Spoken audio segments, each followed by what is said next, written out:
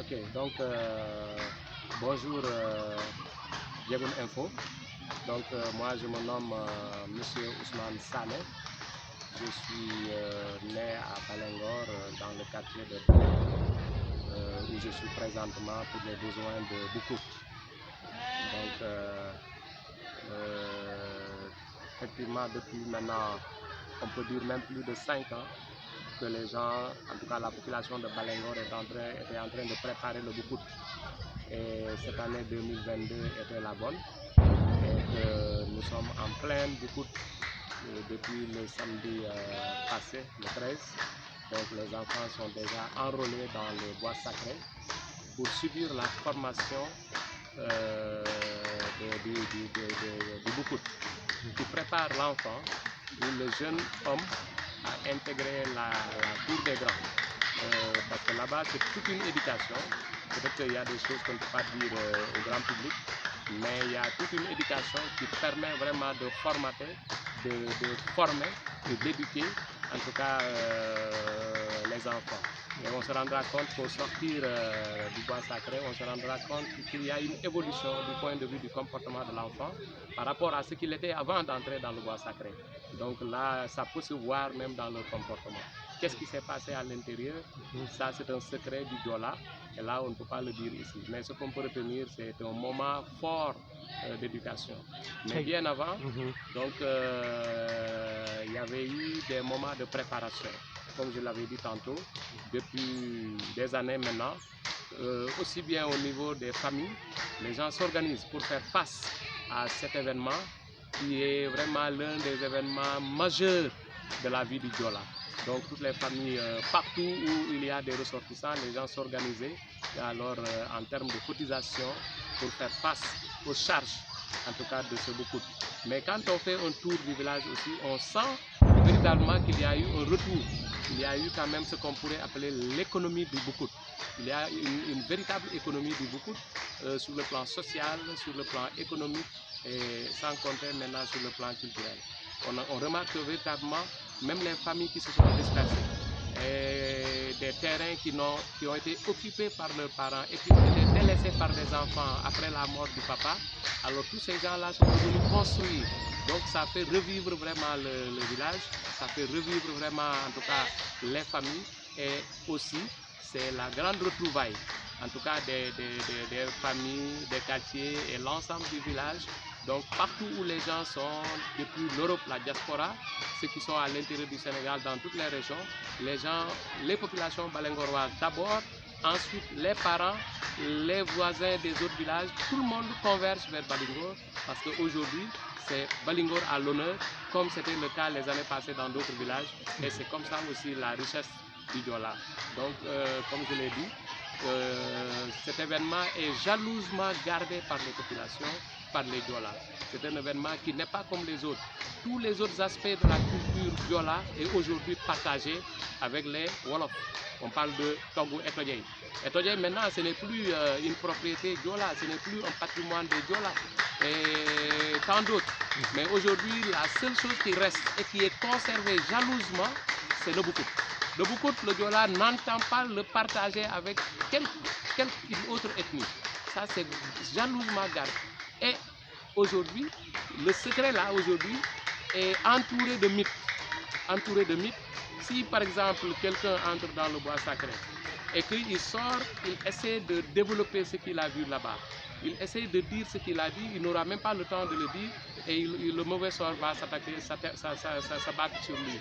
D'ailleurs c'est pourquoi on a interdit les enregistrements. Les enregistrements, les vidéos sont interdites à un moment donné.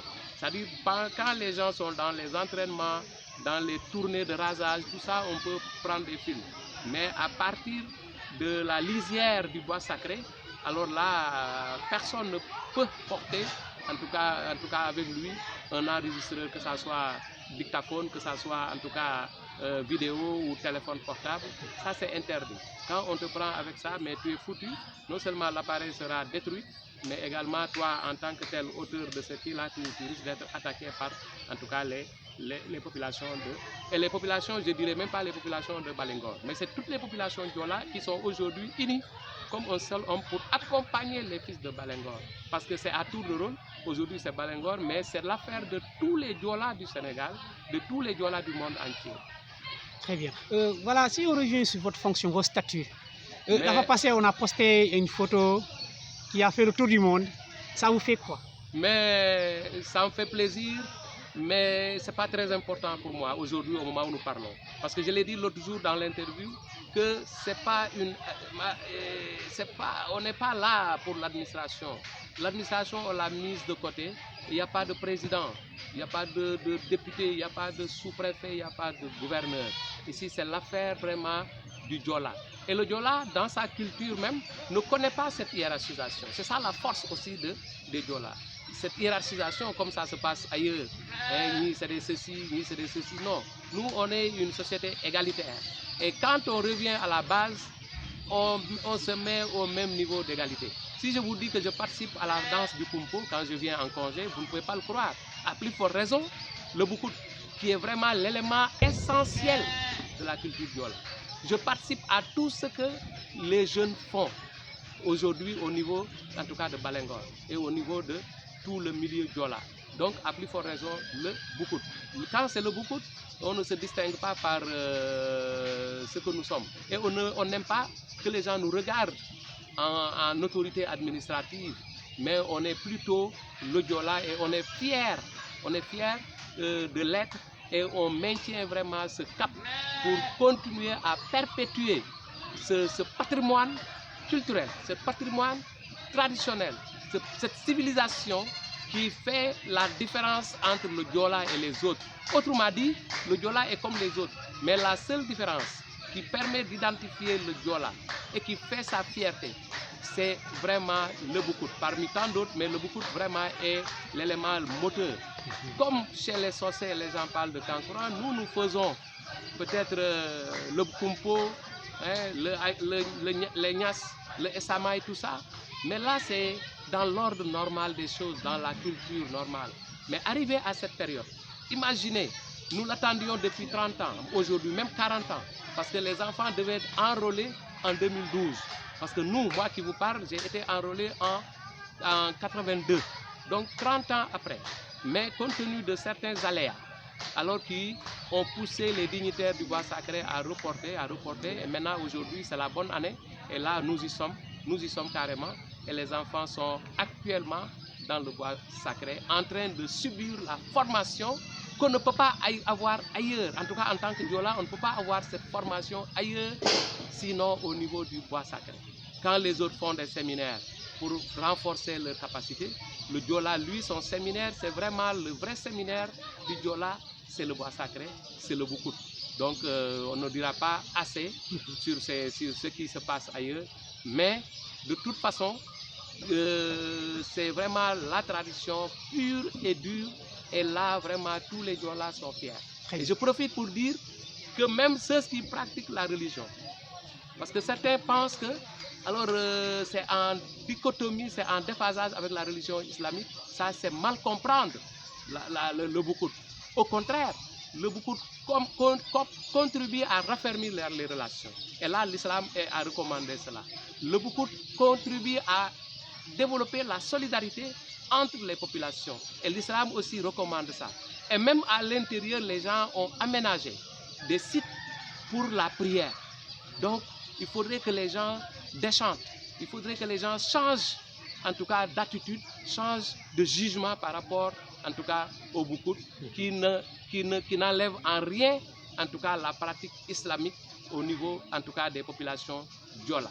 Et je voudrais dire, même en Arabie Saoudite, où l'islam a pris son départ, en tout cas, où l'islam a pris, en tout cas, ses premiers jours, même à ce niveau-là, il y a des pratiques culturelles qui sont conservées et qui n'entament en rien, en tout cas, l'islam, le Coran, les hadiths. Donc c'est la même chose également avec le Boukout. Donc il faudrait que les gens comprennent que véritablement le Boukout, c'est une très bonne affaire et que nous sommes, en tout cas, nous sommes disposés, nous sommes décidés, en tout cas, tant que nous vivons, à travailler à maintenir, à développer, à surtout, en tout cas, faire en sorte que cette tradition soit perpétuée de génération en génération, de village en village, parce que c'est de cela qu'il s'agit. Aujourd'hui, c'est Balengor, l'année prochaine ou l'année d'après, ce sera un autre village. C'est comme ça que ça se passe. Donc, voilà un peu. Voilà. Et votre dernier mot? Mon dernier mot, c'est de prier. De prier, parce qu'au moment où nous parlons, les enfants sont dans le bois sacré. De prier pour que leur séjour soit vraiment un séjour de paix. Hein, que les enfants restent là-bas en paix. Et jusqu'au samedi, Inch'Allah, c'est en ce moment que les enfants vont sortir. Certainement, ce sera à pareille heure, vers 18h, 19h, comme ça. Alors, ce sera maintenant après, ce sera la fête. Il faut fêter les enfants, il faut les honorer, parce que c'est des guerriers qui nous reviennent également d'un combat culturel, d'un combat traditionnel, et qu'ils vont gagner, et je sais qu'ils vont gagner ce combat. Donc, je voudrais également vous remercier pour le travail que vous êtes en train de faire, pour faire vraiment en sorte que la tradition soit conservée, mais surtout que, en tout cas, la culture Diola soit connue. Parce qu'en réalité, nous manquons beaucoup d'initiatives de ce genre, comme Diegoun Info, que nous saluons, que nous encourageons et que nous allons appuyer à notre manière pour vraiment que ce média puisse se développer davantage au grand bénéfice de tout le Sénégal, mais particulièrement des Diola, parce que vous faites un travail extraordinaire. On vous suit de près comme de loin, on est en train de vous suivre. Véritablement, on vous encourage vraiment à continuer à travailler. Merci et surtout terminer par dire que tous les étrangers qui sont parmi nous, on souhaiterait vraiment un accueil meilleur que ça.